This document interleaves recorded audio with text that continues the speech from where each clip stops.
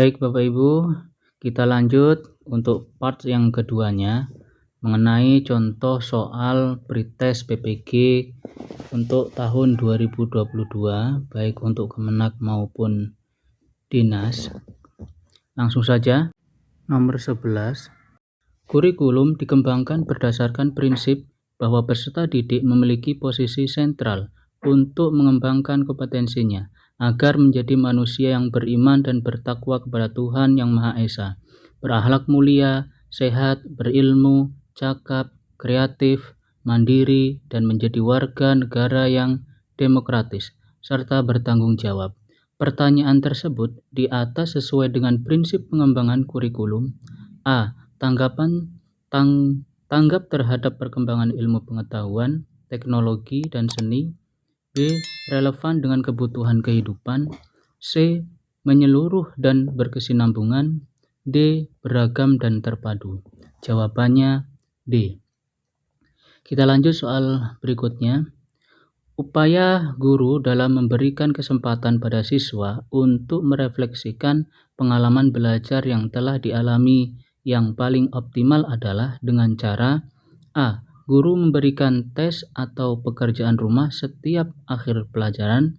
B. Guru menggunakan pertanyaan terarah maupun pertanyaan bersifat penelusuran saat pembelajaran berlangsung.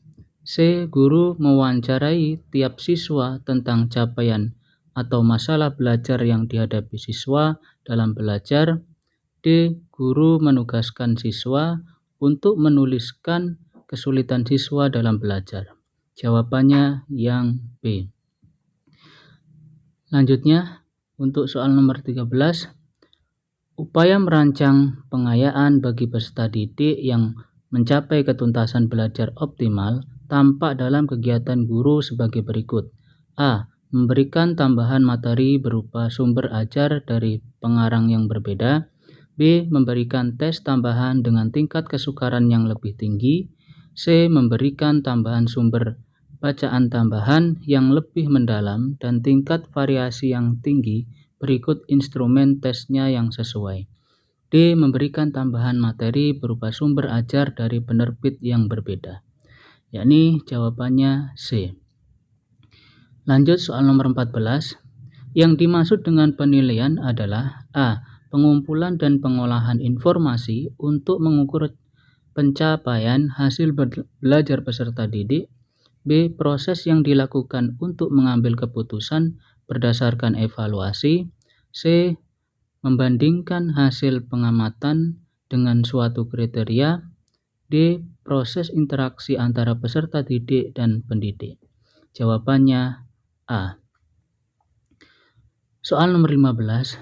Bentuk penilaian yang menghendaki peserta didik menampilkan sikap menggunakan pengetahuan yang diperoleh dalam pembelajaran dalam melaksanakan tugas disebut penilaian. A. Pretest. B. Posttest. C. Autentik. D. Non-autentik. Jawabannya C. Lanjut soal nomor 16. Pendidik melakukan penilaian kompetensi sikap melalui observasi penilaian diri, penilaian teman sejawat, atau peer evaluation oleh peserta didik. Adapun instrumen yang digunakan dalam penilaian tersebut adalah A. Skala penilaian atau rating scale. B. Rubrik. C. Jurnal. D. Soal tes. Jawabannya yang A. Lanjut soal nomor 17. Lingkup penilaian hasil belajar mencangkup kompetensi beberapa kompetensi, yaitu A. Kompetensi spiritual, kompetensi sikap. B. Kompetensi inti, kompetensi dasar. C. Kompetensi sikap spiritual, kompetensi sikap sosial, kompetensi keterampilan, kompetensi pengetahuan. D. Kompetensi sikap sosial. Jawabannya C. Lanjut soal nomor 18. Aspek yang dinilai dalam pembelajaran matematika sebagai berikut, kecuali A. Pemahaman konsep. B. Menggunakan grafik. C. Melakukan prosedur. D. Pemecahan masalah dan sikap. Jawabannya yang D. Soal nomor 19. Konsep menyodorkan berbagai situasi kepada siswa dan mendorong siswa untuk menyelidiki, mencari jawabannya adalah konsep dan strategi A. Discovery learning, B. Inductive learning, C. Inquiry learning, D. Cooperative learning. Jawabannya C. Soal nomor 20. Guru membentuk kelompok-kelompok belajar dan memberikan tugas kepada tiap kelompok. Setiap anggota dari suatu kelompok memberikan tugas dan fungsi tertentu, sehingga jika salah satu tidak menjalankan tugasnya, maka pekerjaan kelompok tersebut tidak dapat diselesaikan. Karakteristik dari strategi pembelajaran tersebut adalah A. Tugas kelompok, B. Diskusi kelompok kecil, C. Pengajaran langsung atau direct teaching, D. Belajar cooperate learning. Jawabannya A. Lanjut untuk soal nomor 21. Teknologi informasi dan komunikasi dalam pembelajaran memiliki 3 fungsi utama yang digunakan dalam kegiatan pembelajaran, kecuali A. Teknologi sebagai alat bantu bagi siswa dalam pembelajaran, B. Teknologi sebagai ilmu pengetahuan sains, C. Teknologi sebagai bahan dan alat bantu pembelajaran, D. Teknologi sebagai alat pengembangan produk. Jawabannya yang D. Lanjut soal nomor 22. Bu Ani mengajak siswa kelas 5 ke ladang jagung milik petani untuk mengamati tanaman jagung yang siap dipanen muda. Selanjutnya, Bu Ani memeriksa laporan hasil observasi siswa. Dari hasil klasifikasi kecenderungan gaya belajar siswa diperoleh peringkat hasil belajar peringkat terbaik dari pembelajaran berupa observasi di luar kelas, menunjukkan siswa memiliki kecenderungan gaya belajar berhasil baik melalui A. Visual, pandangan mata, auditif, pendengaran, B. Visual, pandangan mata, kinestetik, gerak, C. Auditif, pendengaran, kinestetik, gerak, D. Auditif, visual, dan kinestetik. Jawabannya D. Lanjut soal nomor 23. Upaya membimbing siswa untuk mengembang keterampilan pengetahuan terlihat dalam upaya guru A. Memberi contoh penting toleransi, B. Mendiskusikan bagaimana mengubah permasalahan di sekitar siswa, C. Melatih bagaimana mempersiapkan kesehatan diri dan lingkungan sekitar, D. Melatih siswa membuat keputusan yang diambil berdasarkan informasi. Jawabannya yang B. Lanjut soal nomor 24.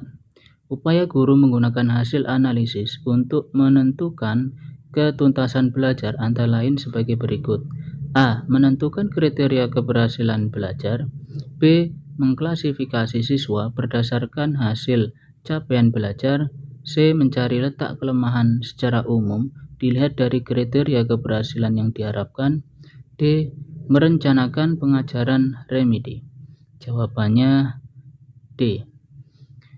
Nomor 25. Kegemaran anak akan dongeng atau cerita yang bersifat kritis seperti kisah perjalanan, riwayat para pahlawan dan sebagainya merupakan ciri-ciri anak berusia A. 3-5 tahun, B. 6-8 tahun, C. 10-12 tahun, D. 15-18 tahun. Jawabannya C. Nomor soal 26. Beberapa siswa memiliki kecenderungan belajar berupa mengerjakan soal atau tugas dengan cepat, tetapi hasilnya banyak kesalahan. Gaya belajar para siswa tersebut adalah A. Impulsif, B. Reflektif, C. Gaya berpikir terikat, D. Gaya berpikir bebas. Jawabannya yang A.